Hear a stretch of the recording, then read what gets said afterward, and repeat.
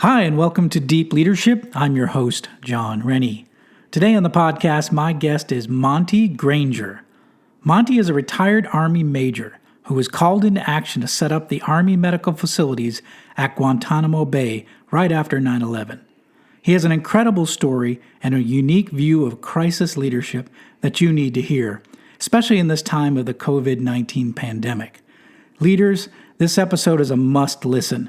So, are you ready to dive in? Let's get started.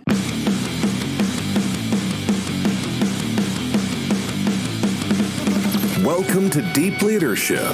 Leadership is a people business. That's the philosophy of your podcast host, John Rennie. As a former Cold War submarine officer who spent 20 plus years leading businesses in corporate America before starting his own manufacturing business, he knows that leadership matters. Are you ready for some real-world actionable advice from John as well as his expert guests? I'm ready. The show starts right now. Welcome to episode 13 of the Deep Leadership Podcast. Today I'm joined by Montgomery Granger. Monty is a retired Army major who spent 22 years in the military, 5 as a combat medic and 17 as a Medical Service Corps officer. He was responsible for setting up the Army Medical Department at the Guantanamo Bay detention camp right after 9/11. He is the author of Saving Grace at Guantanamo Bay, a memoir of a citizen warrior based on his personal experiences. He understands the importance of crisis leadership. So I was excited to have him on board today to talk about leadership, especially during events like 9/11 and the current COVID-19 pandemic. So Monty, welcome.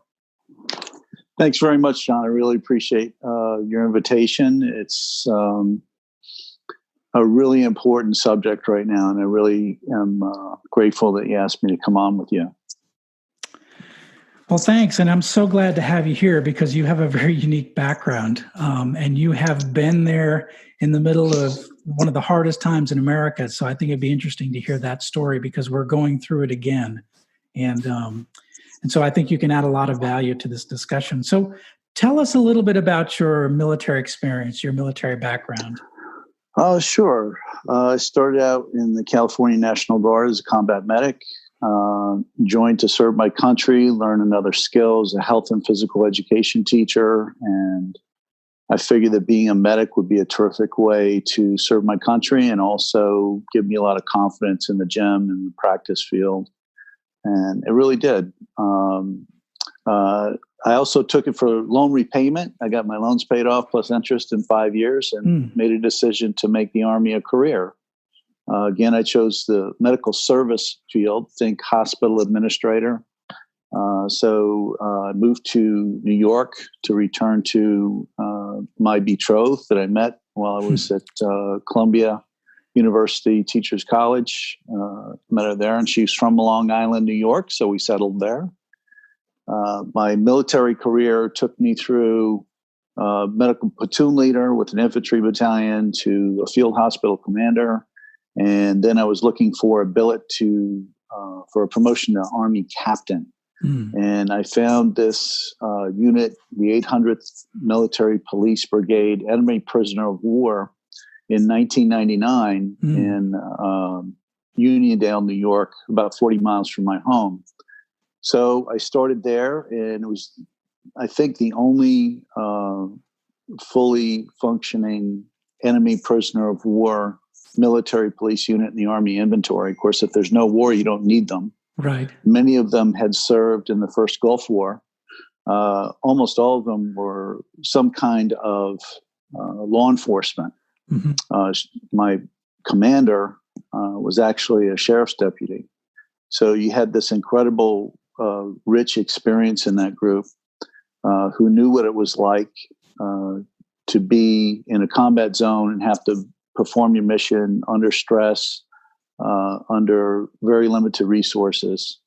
So we just, played Army in the way that we went to Fort Dix, New Jersey. We had prison camp set up. We went through the procedures. We had tribunals.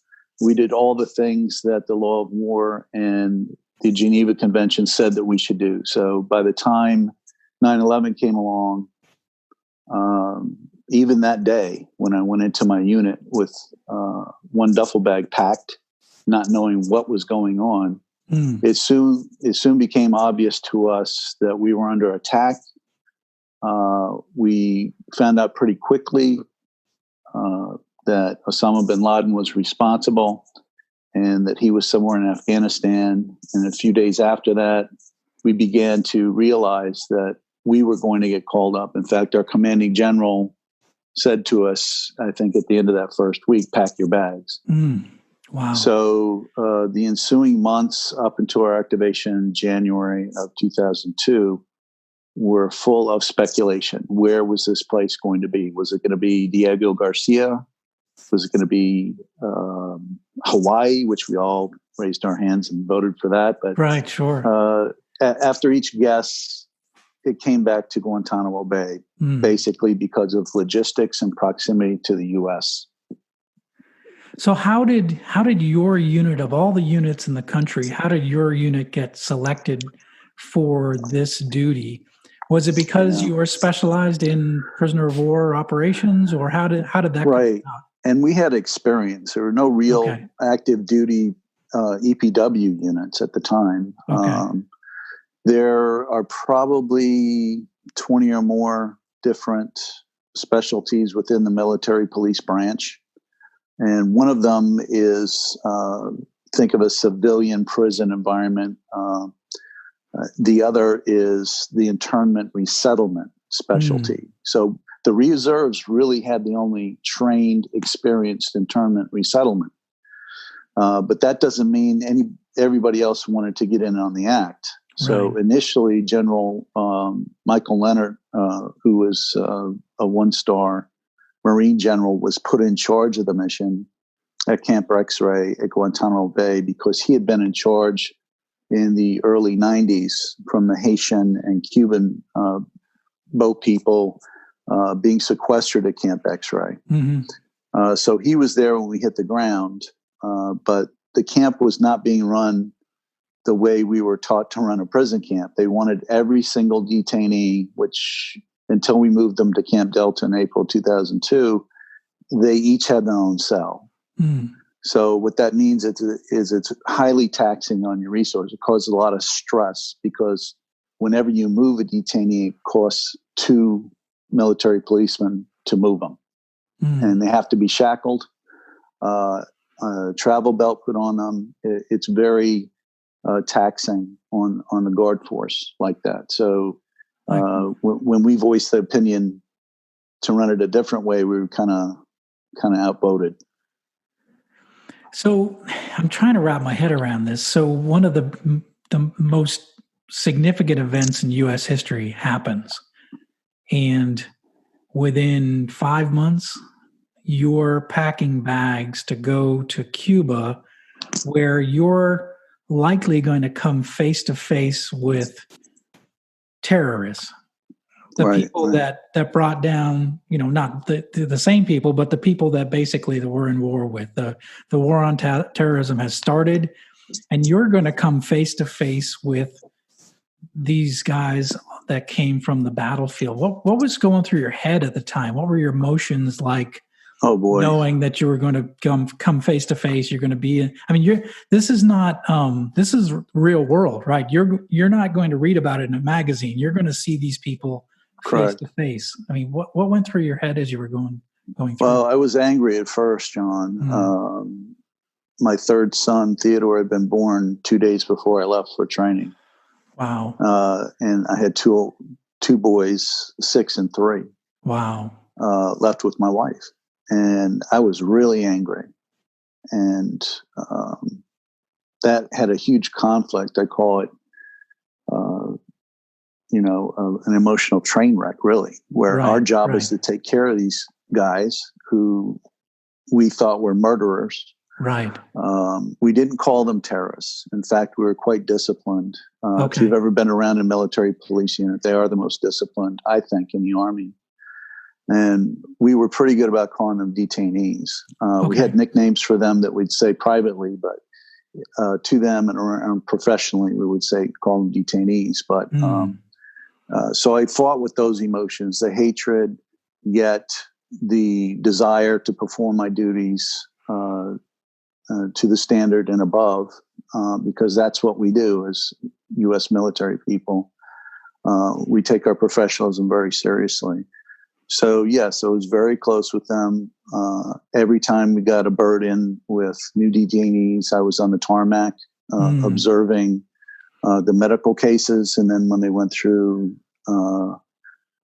when we got them to Camp X-ray and they went through the in-processing, I was there every step of the way, observing, making sure that things were done the way they were supposed to be done. Wow. And some of these guys were tough, John. I mean, one guy had a prosthetic leg. We tried to get him to understand, let's put that on. He said no, he wanted to hold it. We said, we can't let you hold it, it's a weapon. Right, so he hopped around. And he was an older guy too, maybe 50 or 60 years old. A lot of the guys had war wounds, but the looks some of them gave you were, yes, if I could, I would definitely slit your throat. Wow. At least that's the way it felt at the time. So that's interesting. So you have a job to do. You're a leader. You're in the military. You have a job to do. You're a leader, and you're facing these emotions, right? You're from the New York area, so 9/11 is a local event for you, right? It was personal for us. It's very personal. It happened in your backyard, right?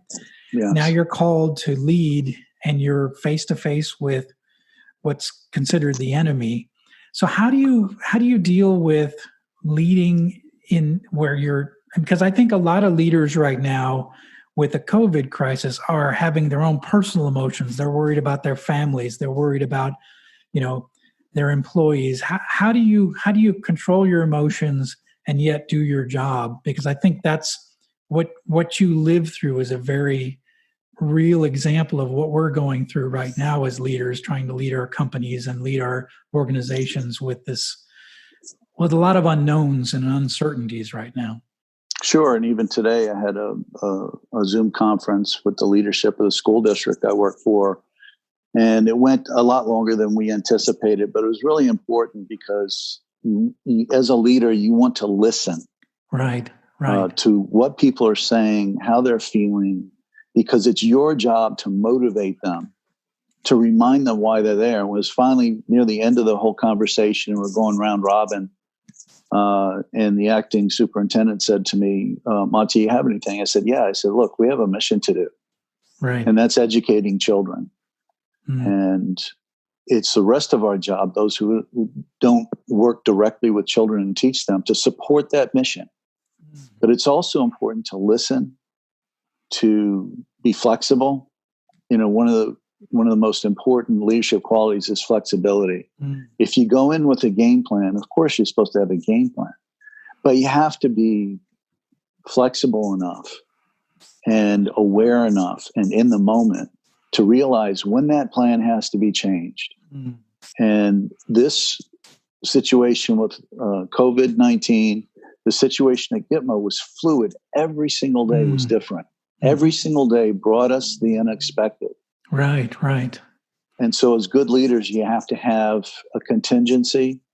You have to be able to trust those around you, that they're in this game to win it, that they have their eye on the mission, but that you're going to be human about it. And that's why one of the reasons I called the book I wrote in 2010 from my experiences at Guantanamo Bay, Cuba, Saving Grace at Guantanamo Bay, because that's what we did. We were empathetic. We were not sympathetic so much, but we treated everyone there with dignity and respect. No matter how they treated us, we were not going to stoop to their level. We were not going to do the wrong thing. We were going to get through this, as the Spartans say, come back home with your shield or on it, and the shield being your honor. So we wanted to come back with our honor, and it was a daily struggle because some of the troops were unable to handle the stress. Some of the troops were abusive toward the detainees, and that was immediately taken care of. And when I say abuse, it was minor abuse, maybe slapping the head of a detainee to wake him up in the medical facility, or taking a blanket from someone, just really childish things. But we as leaders had to be aware that these kinds of things were going on, so we could include it in our orientations and our debriefs with the MP staff who are guarding detainees in the detainee medical facility, and try to help them understand why they were feeling this way. So a good leader has to listen carefully and be aware of how people are thinking and feeling during the operation. You mentioned something that I really like to hear. You working in the school district, and you mentioned to me you had a Zoom meeting. You actually saw your teammates, colleagues, face to face, right? Sure. And so you got a chance to communicate, and that's one of the things I've been talking about the last few days. Is that we're working remotely nowadays, and it's something that we're not used to. And I think as leaders, we have to check in with our teams and make sure they have everything they need. How are they feeling? You mentioned that listening to them, being aware of what their concerns might have and what questions they have. But I think it's important that we connect. I mean, now we have technology where we can connect with FaceTime, Zoom, and see them face to face, because I think that's important that you connect with them. I think probably the worst thing you can do right now is to send out a long email, right, to your people. And they don't want to see a long email. They want to see you face to face and say, what they want to know what's going on, and they want to be reassured that because they're scared of the unknown. So sure, and this is a blessing. Things like Zoom are a blessing, because you're absolutely 100% right, John. Most effective leadership comes face to face. Phone calls are nice, texting. We have all these different ways to communicate these days, but there's nothing like looking a person in the eye, because body language and the windows to the soul tell you so much information without words that's so important to really communicating effectively. Thanks for listening to Deep Leadership. We'll be right back after a brief intermission. Hey, leaders. If you're anything like me, you drink coffee to power through your morning. But what about in the afternoon? For me, I start getting a little sleepy and unfocused around 2 p.m. So I like to do something to get me recharged and refocused. I've tried a bunch of different energy drinks. I've even tried that stuff that's supposed to last 5 hours. Most are expensive and cause you to crash later in the afternoon. I was introduced to a really good product by a fellow veteran. He told me to try Strikeforce Energy. Strikeforce is a veteran-owned company founded by a Navy SEAL, and their products are all made in the USA. Strikeforce Energy is a liquid flavor pack that you can add to any beverage. It has 0 calories, 0 carbs, and 0 sugar. Each pack contains 80 milligrams of caffeine. I actually add 2 packs and a liter of water in the afternoon. I get my water, my energy, and the great taste of Strikeforce throughout the afternoon. I personally prefer the original flavor. Strikeforce Energy is offering a discount to all the listeners of Deep Leadership. Go to strikeforceenergy.com and enter the discount code IHaveTheWatch, one word, IHaveTheWatch, for a 20% discount on your order. Strikeforce Energy, fuel for your fight.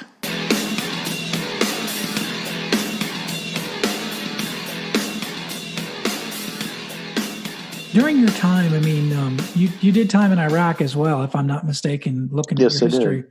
So with your time in Guantanamo Bay, your time in Iraq, I imagine you saw some leaders that did a great job of managing and leading during a crisis or during tough times. Do you have any stories or examples of leaders that really stood out in your mind that did a really good job managing through what would be considered a crisis or a tough period? Yes, I had a lieutenant colonel at a FOB I spent about 6 months at in East Central Iraq. It was called FOB Spartan, and it was Spartan. And we had to do log runs every day. We had to truck in water every day. Wow. I went on frequent runs to coordinate medical, preventive medical, and environmental services. And the first day I got to the FOB, I met the commander, and we had a face-to-face, one-on-one. And he told me what he was about. And he was about discipline. I had this little bird told me this was the most disciplined fob in Iraq. And that's a little intimidating. It is. And so here's this captain, myself, and this lieutenant colonel, about 5'10", but he was such a friendly, kind person. Yet it was very clear to me that all the standards had to be met or exceeded. Every single thing, every detail, because as you know, in a submarine, as I learned in the Army, it's the details that save lives. And it's that training you get. And I'm grateful that I was an enlisted man first as a combat medic. It really helped me as an officer understand that perspective. But there's a reason why you pay attention to detail, because it saves lives. And he was very clear on that. He was very inspiring. He was a cheerleader. He was the kind of leader that would have your back if something went wrong. He'd say, Monty, let's work the problem, not the personality. You know, he was that kind of leader that wouldn't automatically assume that you messed up. But if you did mess up, it was about why it happened and why it's not going to happen again. So everyone did what they were supposed to do. They loved this man. They respected this man because they knew if something happened, he would be there to pick you up, not to kick you while you were down. And I think that's important.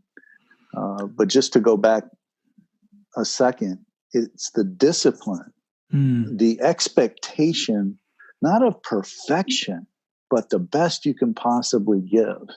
And to give that constantly in a war zone is an amazing thing. He was the kind of person that inspired you to go beyond what you thought you were able to do. Yeah, that's excellent. And I think too, you know, when things get bad, I think you fall back on your training. And if you're disciplined and you know what to do, and everyone knows what to do in every scenario, and you've trained it, and you don't have any loose ends, you're going to save lives at the end. And that's, you know, in my experience, we trained, you know, like you said, it's never perfection, but you train till you're near perfection, so that when it did happen, you just fell back on that training. You didn't really think it was, you know, muscle memory when you did what you did. So I think discipline adds to, you know, saving lives, right? Because absolutely, you know, everybody knows what to do and when to do it.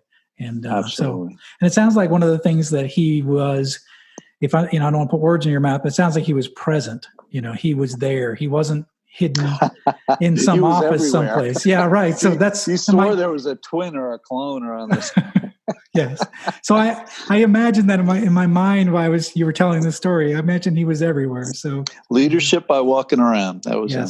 Yes. Excellent. So that's excellent.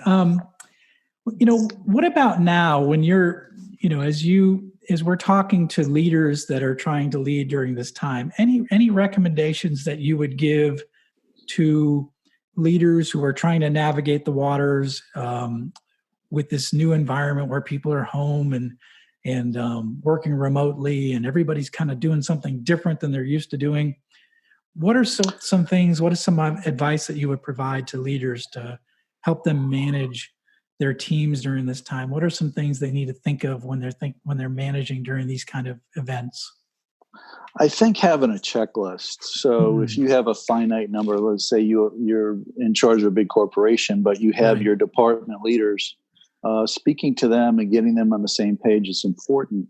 But I think one of the things that we overlook is stress management and wellness of leaders.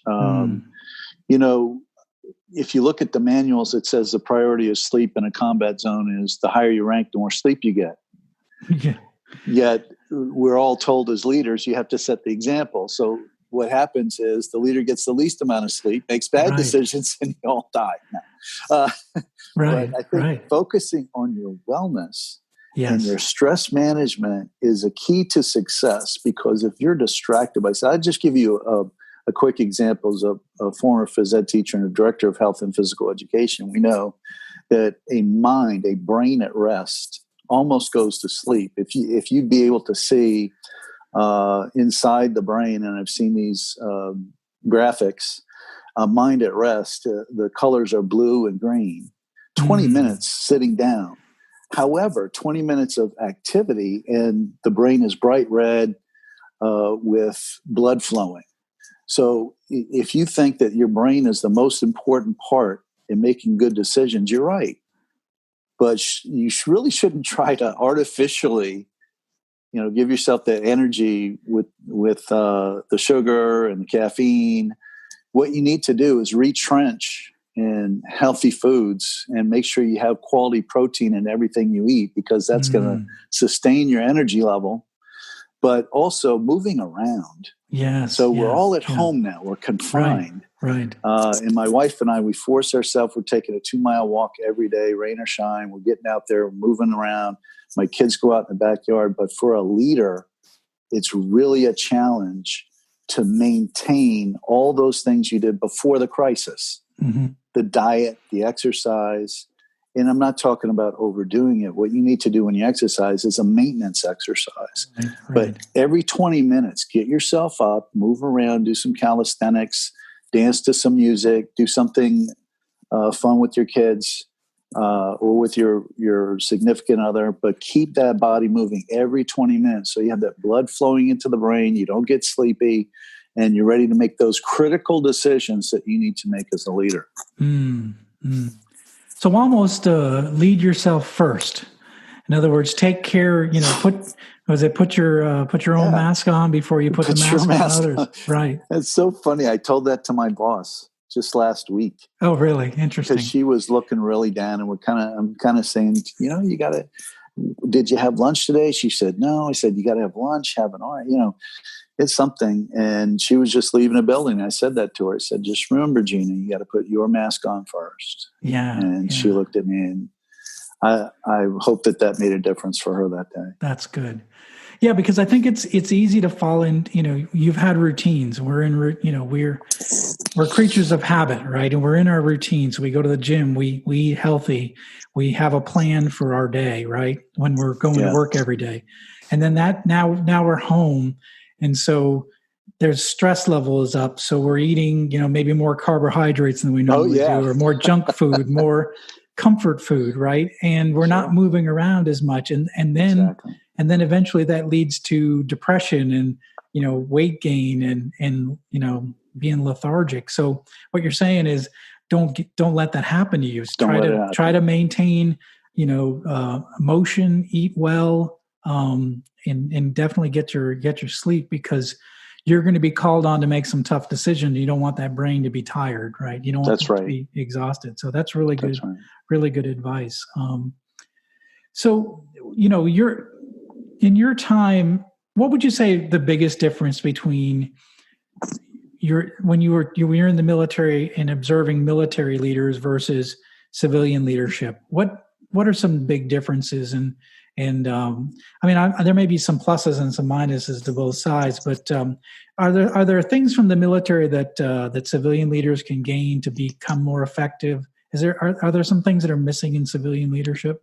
I think with military leaders, we're taught to think a certain way. One of our mottos, I guess, in the Boy Scouts too, is be prepared. Right. And we're all about preparation. That's all we do. All we do is train and prepare. And you said earlier in the show, muscle memory. Right. And these are things that military leaders could fall back on. We can fall back on either a real life combat zone experience or realistic training, or some part of our career we can reach back and say, that was really tough, but the training really works. And civilian leaders don't necessarily get that. Right. I worked for the Disney company when I was a young man for about a year.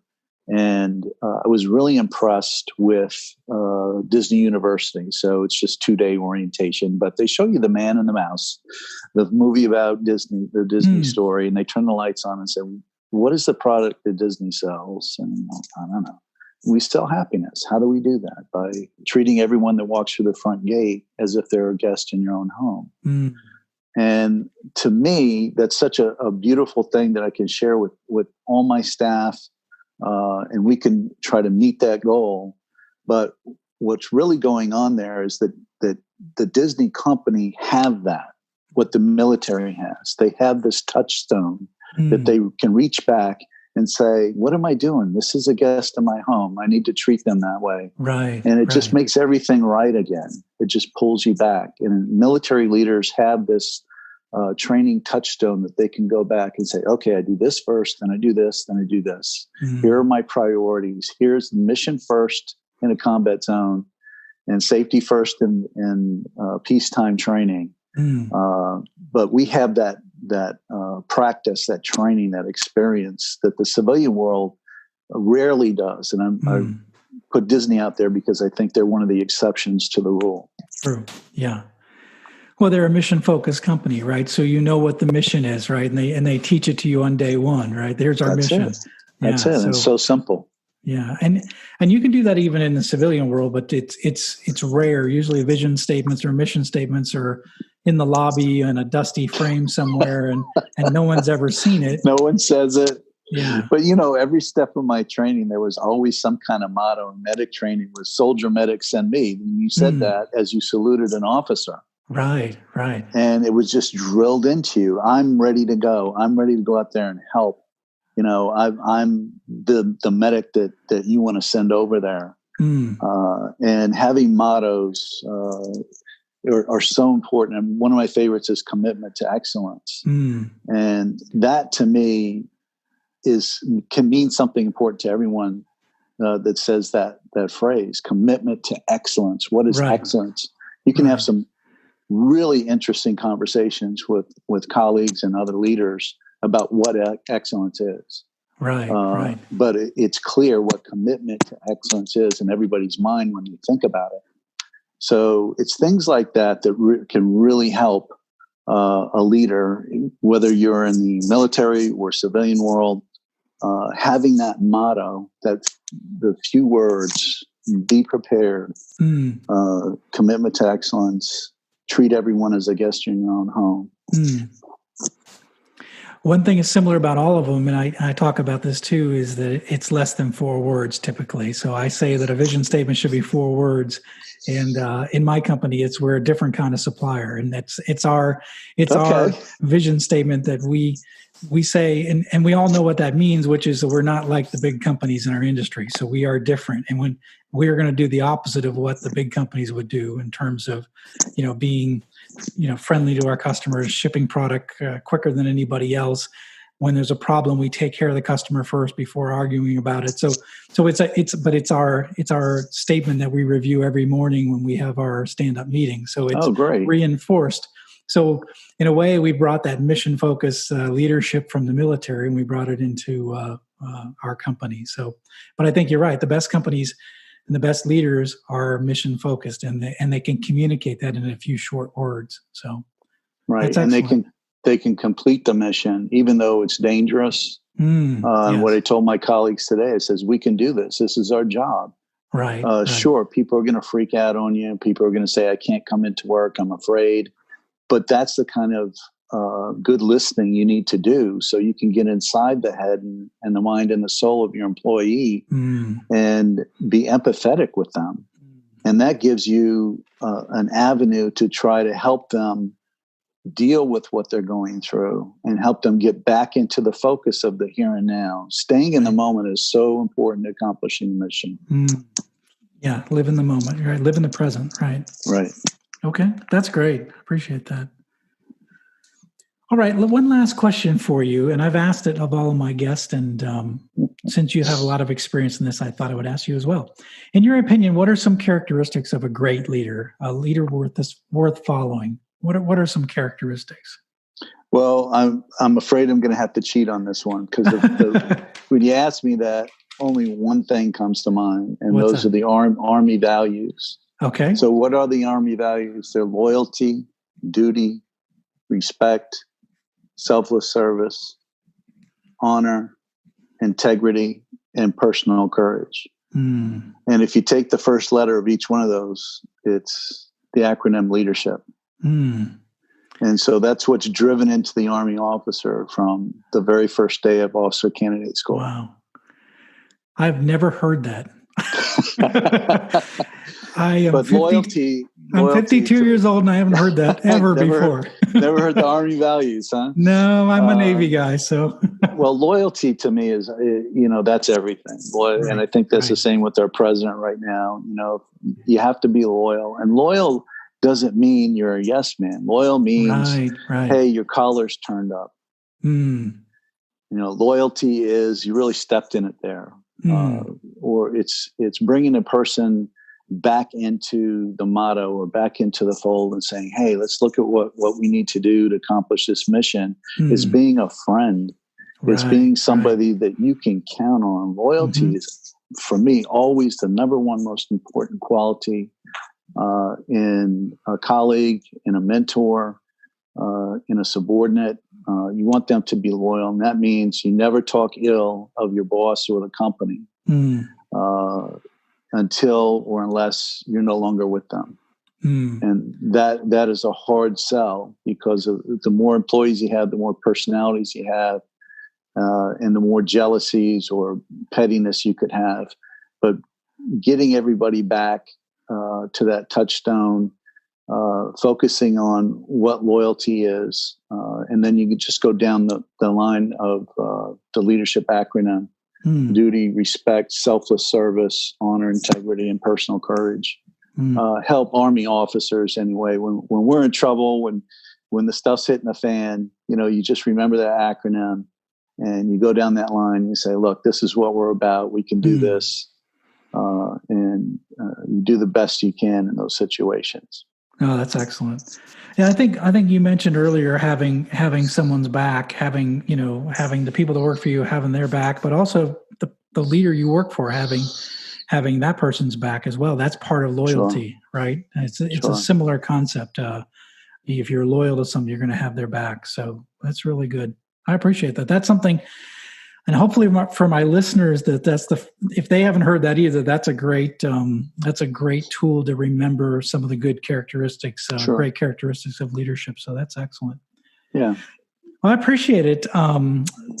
So thank you, Monty, for all this information. I think it's been really helpful and been a really good dialogue. And hopefully, if you're listening to this, you've picked up some good information from Monty and myself as we've talked through this.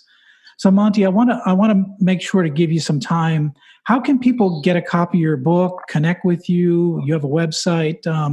How do they reach out to you? Sure. I'm on Twitter a lot. My Twitter handle is at MJ Granger, Granger, and the numeral 1, MJ Granger 1. Feel free to reach out through Twitter. My book, Saving Grace at Guantanamo Bay, a memoir of a citizen warrior, is on Amazon. It's on Barnes & Noble. Anywhere you want to buy a book, it's on Kindle. So you get an e-version. And it is a piece of my heart and soul. And it is a very different take on Gitmo. I don't think there's another book out there like it that says, hey, here's what happened. Here's what we did. Here's why. Without the political nonsense, really irritated me enough to write the book when the media was all about making stuff up about what happened there, and being sympathetic to Islamists instead of their own U.S. military. Right. Well, I think it's a first-person view, right? It's you were there. You felt it. You had the emotions. You saw what happened there. So I think, pick up that book if you're interested in sort of the real story, what happened there. That this is a good resource for that. Right. And I don't claim the whole truth about Gitmo. Mine is a small piece to a big puzzle. Right. That is the enigma that we know is Gitmo. Right.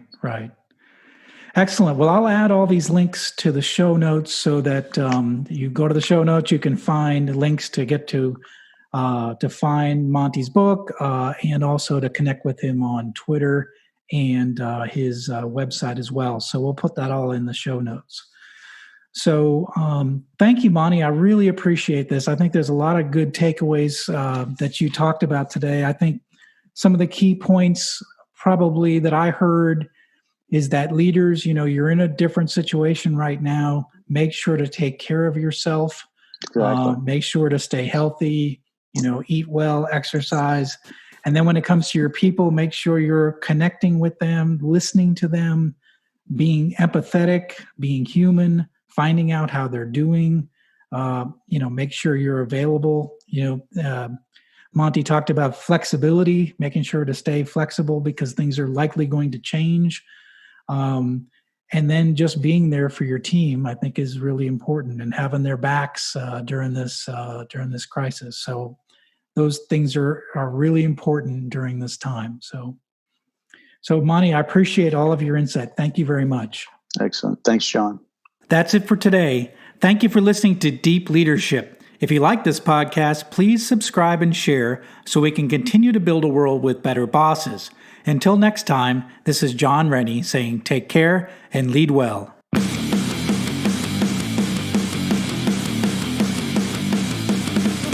Thank you for listening to Deep Leadership. Thank you. Thank you. Thank you, thank you, thank you for all you do. We hope you enjoyed today's episode. For more information and updates, please visit our website at www.deepleadershippodcast.com or johnsrennie.com. Until next time, take care.